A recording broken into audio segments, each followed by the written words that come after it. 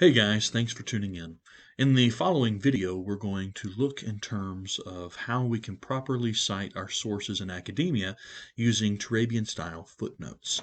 We'll be following Cate L. Turabian's A Manual for Writers, 7th edition. If you don't have this book, I highly recommend that you get it.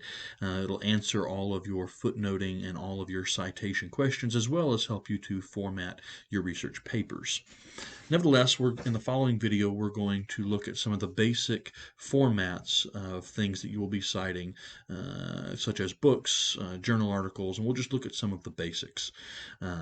As you are probably aware, there are multiple ways to cite sources, multiple formats. There's APA, MLA, but most of the time within academia, within the realm of theology and religion, generally it is Turabian style that is used. So it's important that you're familiar with how to cite your sources in Turabian. So hope the following video is helpful to you. And if you have any questions, make sure to ask your professor. Hey guys, today we're going to look at how to properly cite our sources in our academic papers. Now, while this specifically applies to academia, it also applies to your ministry as well. In ministry, we are constantly using different resources and putting them in our sermons or our classes. And if we take the time initially to cite where we got our sources from, not only are we prepared for when people come up and ask us, where did you get that from?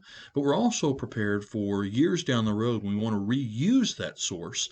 We can know exactly where we got that information and be able to relay that again.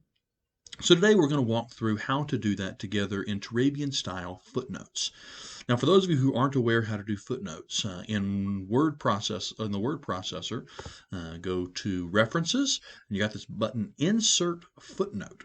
So insert your footnote, and you'll notice that I have a 1 that has appeared right here by the book, and we're going to begin with a book. We're just going to look at a couple basic formats today. Though there are other things to cite, we're just going to look at a couple basic formats. But so we hit the Insert Footnote button right here. We get a 1, and it looks all nice and professional down here at the bottom below the line. And we're going to begin with a book. For a book, you're going to reference the author or authors of that source. In italics, you're going to present the title and the subtitle. That subtitle is important. Then you're going to list or present the publication information, which is the city of publication, the state of publication, the publisher, and the date of publication. You're also going to include the page numbers. In terms of your ministry, the page numbers might be the most important part of this citation, because that's going to allow you to not only know where or what resource you got this information from, but where within that resource you got that information. All right, when we are ready to insert another footnote, we go to the same button, Insert Footnote. You'll notice we have a 2 there so that our footnotes are labeled sequentially. For a journal article, we're also going to present the author or authors, the title of the publication, this time in quotation marks as opposed to italics. It's also important we put the subtitle there, so the title and the subtitle.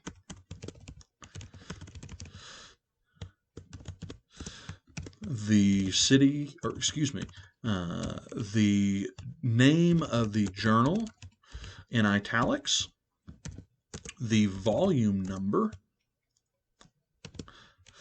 and then the date of publication. And then the page numbers. Now you'll notice that in Turabian-style footnotes, we're using commas as opposed to bibliography where you would use periods after each of these, after each of the necessary components of the citation. Okay, we're going to insert another one. This is for an online source, so like a website. So you're going to give the author or authors of that website, the title and subtitle, the name of the website owner. This is not in italics, but in regular Roman numerals.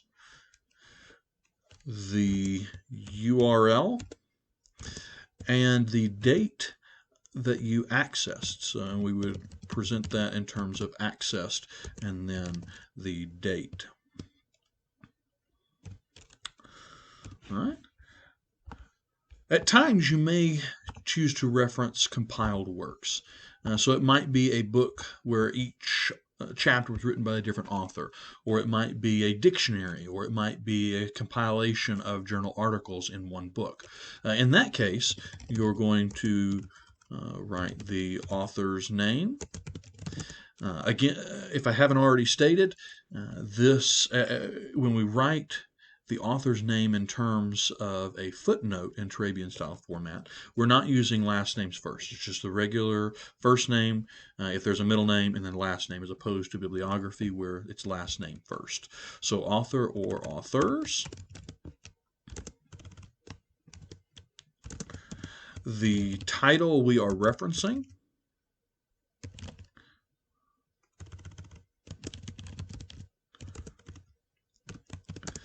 And then we want to put in, and then the title of the work that is being referenced.